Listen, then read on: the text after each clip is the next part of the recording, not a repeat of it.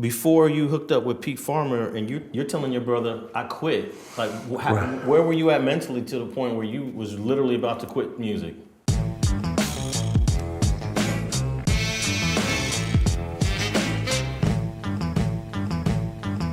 My first wife had died of spinal meningitis.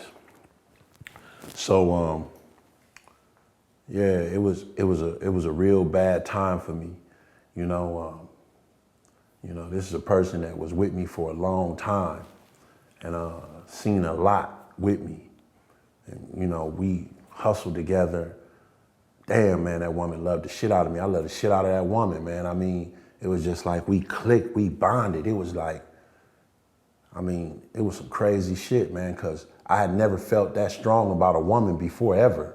So for her to pass away, and watch her struggle, to live, that shit fucked me up mentally. Like, it put me in a dark space, because I thought she was gonna come back and be able to snap back out of it. And it was just so crazy that she was working at a place for, kids with autism and special needs and so forth. And usually she would pack all of her food up and pack all of her lunch up and all of that shit. And that day, she didn't do that, and she had drank from a cup there or whatever.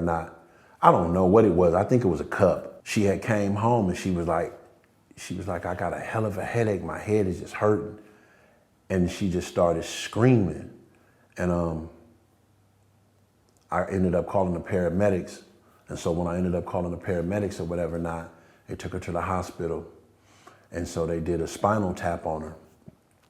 And the reason they did the spinal tap, because the fluid that's on your brain is the same fluid that's on your spine. And so that's when they realized that she had spinal meningitis.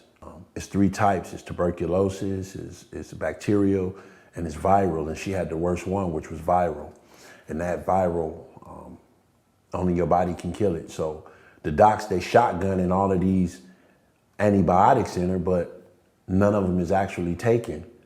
And so this fluid that's on your spine is the same fluid that's on your brain. It's infected, so it's swelling around her brain, which is causing pressure on the back of her eyes, pressure. This is why she's screaming like this. So it was your brother that kind of took you out of this place of depression and said, hey man, bro, get back to this. Yeah. Get back to this music. Now we're talking about Hot Dolla, for those who don't know. Yeah. So you're talking about like the role your brother played, because he must have had to deal with you going through the depression and just the low point in your life. Yeah, man. Like, the thing with Hot, me and him always been together. My mom, she had 4 boys. I got an oldest brother, he's a physician assistant. And I got a baby brother, we call him Holla. But Hot, me and him, I don't know, he's always been this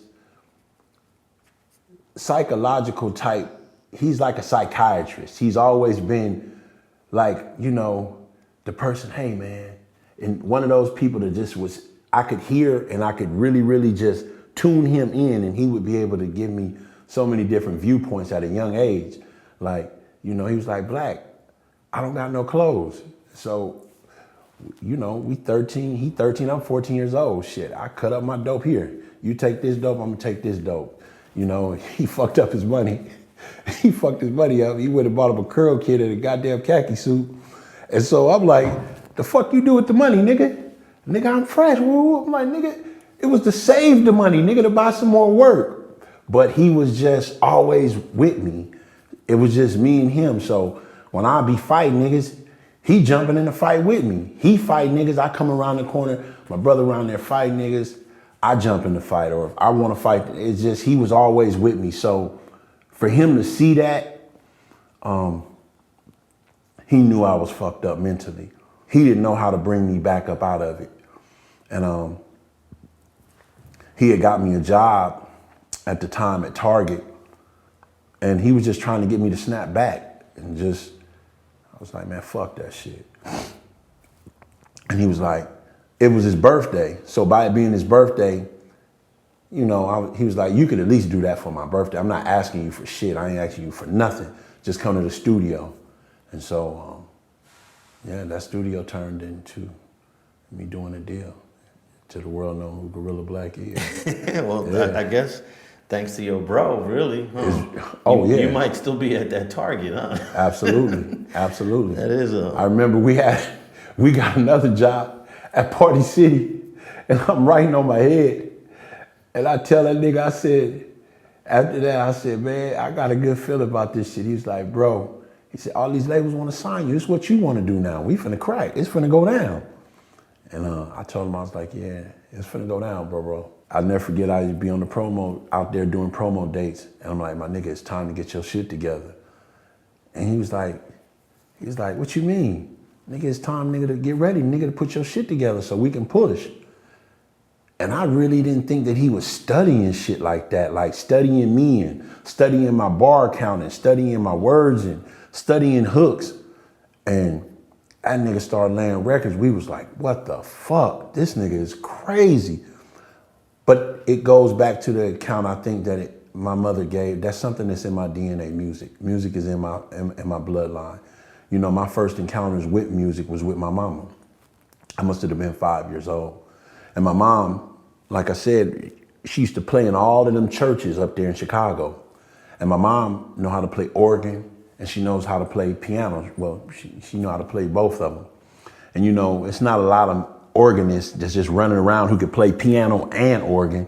So my mom, you know, that's her bag. Mom's pull up and she look at the pastor, and pastor, you know, he, stuff a few, some notes in a little envelope, and you know, mom would jump up there and get it cracking. And I'll never forget, man. It was one Sunday. I was a little bitty boy. I had on a blue vest, some blue pants. Mama slid a little mint in my mouth. She told me to hold Hot. Hot was a baby at this time.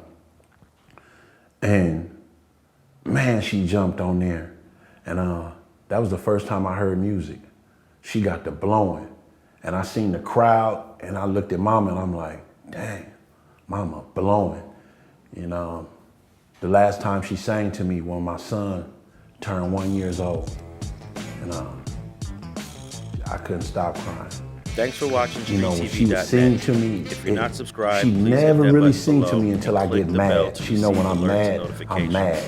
Feel free to comment below so you can give us your feedback, and be sure to watch the 2 related episodes to the right. If you want to support this platform or follow us on social media, visit the links in the description. And thanks for watching StreetTV.net.